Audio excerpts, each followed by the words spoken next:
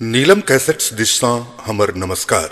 दर्शक लोकन ए चैनल का सब्सक्राइब करवा के लेल लाल बटन का दबाओ आ तकर बाद घंटी पर क्लिक क के नव नव मैथिली गीतक आनंद उठाओ।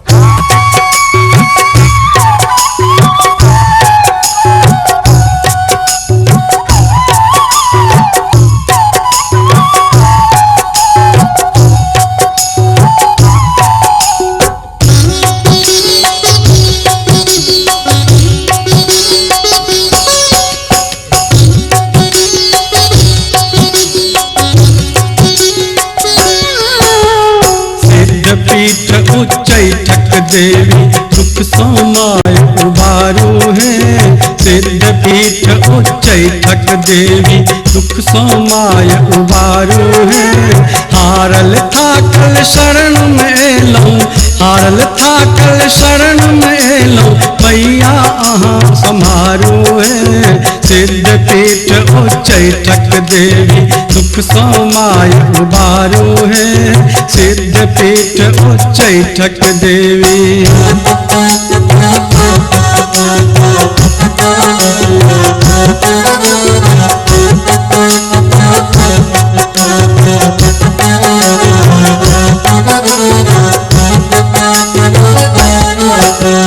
बेनीपट्टी धन्य भेल अछि माँ के अजगुत माया है। बेनीपट्टी धन्य भेल अछि माँ के अजगुत माया है। निर्धन के घर अनधन दै छथि, निर्धन के घर अनधन दै छथि आ कोढ़िया के काया है। सिद्ध पीठ उच्चैठक देवी दुख समाय उबारो है। हारल थाकल शरण में एलौं, मैया अहाँ सम्हारो है। सिद्ध पीठ उच्चैठक देवी।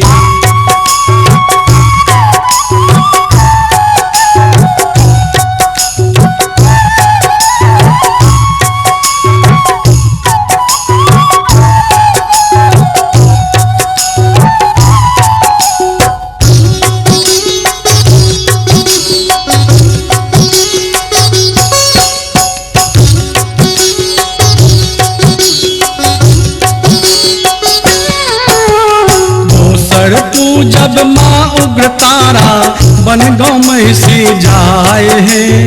दोसर जब माँ उग्रतारा बन गाँव महिषी जाए है। फल पायब मैया के चरण में,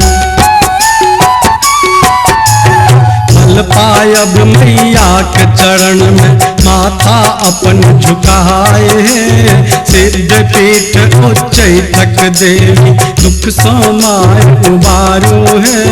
हारल थाकल शरण में एलौं, मैया अहाँ सम्हारो है। सिद्ध पीठ उच्चैठक देवी।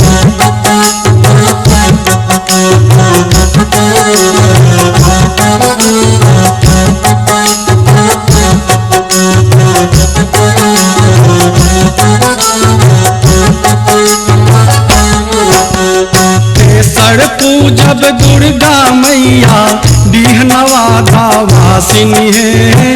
तेसर पूजब दुर्गा मैया डीहनवादा वासिनी है। मनोकामना पूर्ण करै छथि,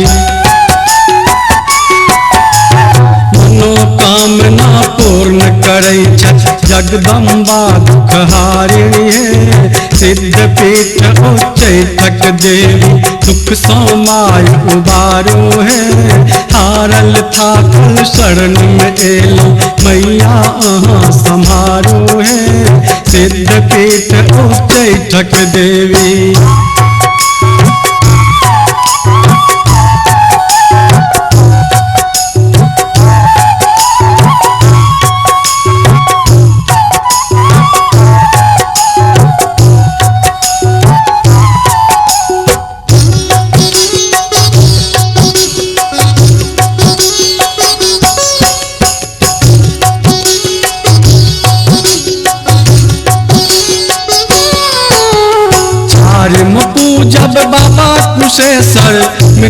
के वैद्यनाथ है।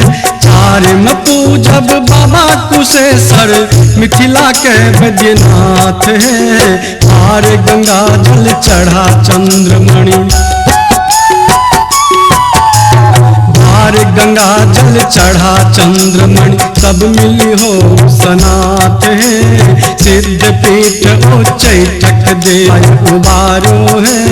हारल थाकल शरण में एली मैया अहाँ संभारो है। सिद्ध पीठ उच्चैठक देवी दुख समाय उबारो है।